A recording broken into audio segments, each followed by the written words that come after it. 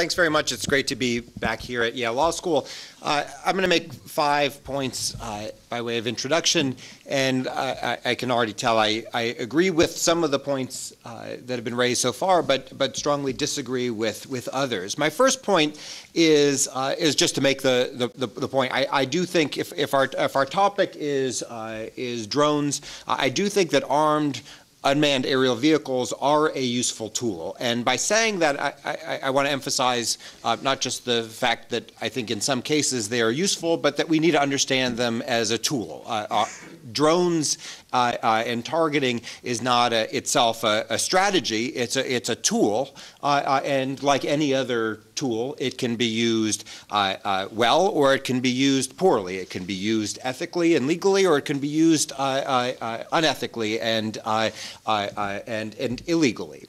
I think, like any other tool, it needs to be used in conjunction with other tools. Many of the tools that armed UAVs are used with include on-the-ground assets, capabilities, partnerships, and I think that's an important point also, because there's a sense that our drone operations are conducted entirely from the desert of Nevada and things like that by remote control, and there's actually a whole support structure and set of relationships, capabilities, and so forth that we have on the ground in many of the places where we're using them that are necessary to their success.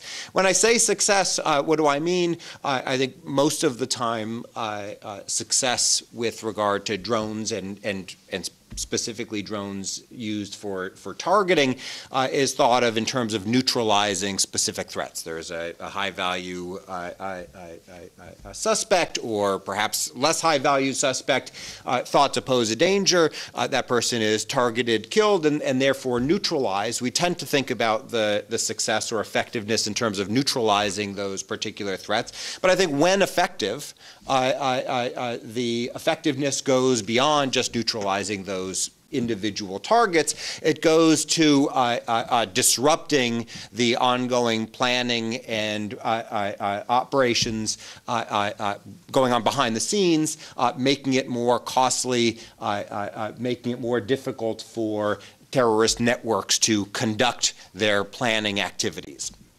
So that's point number one, is armed UAVs can be a useful tool. They're not always a useful tool. They're often a counterproductive tool for some of the reasons that were already stated, but I think they can be a very effective tool. Point number two is I think the critiques of drones are often muddled, and I'm not sure it makes sense to think about UAVs as a category for specific analysis here, but let me try to separate out some of the issues, and my colleagues tried to do this as well. One question has to do with the platform, right? Is there something specific about the technology here? Do drones or UAVs pose some special problems? I tend to think not, for the reasons I'll speak about in a moment, but I want to separate out the question of the technology, the weapon platform, from the issue of targeting practice, targeted killing, which I think is where most of the controversy lies,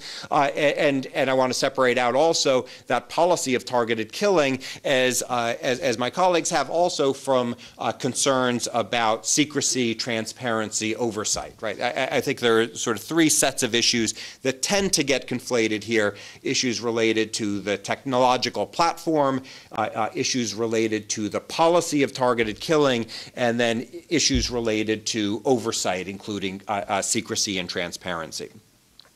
Point number 3 is, if we are interested in the technology, I see UAVs or drones more as an evolutionary development than a revolutionary new technology in this regard. And I don't think that the legal and ethical issues that UAVs, that drones raise, are very new.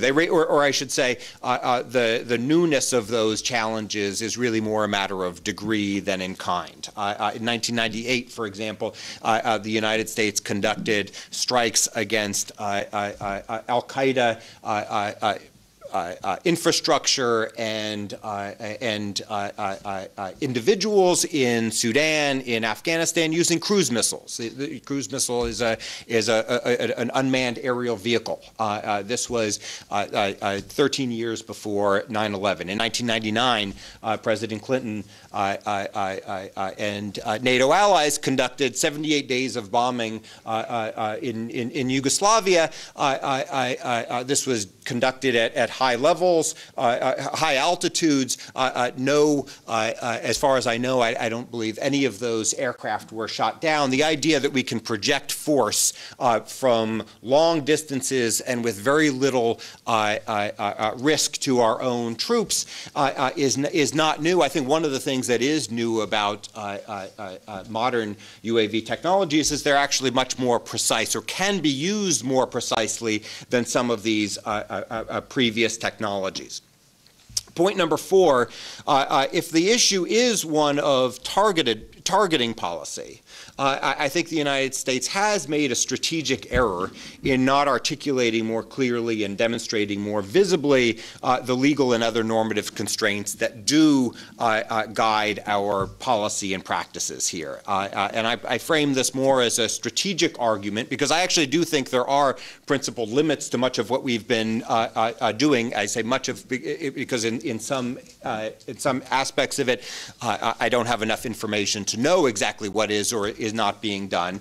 But I can say with confidence, I think the United States has not done enough to emphasize the principled limits to what it does, the kinds of thresholds that were discussed by some of my colleagues up here, their application in particular circumstances. I think the United States has not done enough publicly to accept its responsibility as a norm setter in this area, explaining how our limiting principles constrain our actions and should constrain the actions of others. I think we haven't done enough to acknowledge the risks and damage that our strikes have done. I think it's actually been quite counterproductive when U.S. government officials have gone out and, in my view, probably vastly exaggerated the precision or underestimated the amount of collateral damage that's resulted from drone strikes. And I think we have a role to play in setting and exporting some best practices, some model policies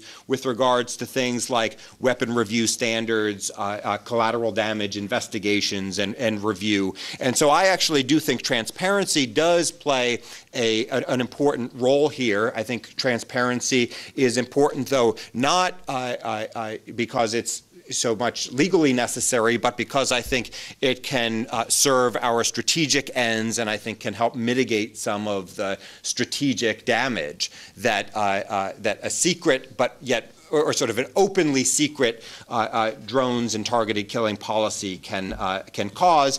And my 5th point is just a quick one by way of conclusion. I think looking to the future, one of the issues that I think will be very interesting and problematic is what happens when UAV technology becomes much miniaturized. I think lethal drone technology that is widespread, probably commercially available, but miniaturized. I think that, to me, is a very scary future. Thank you.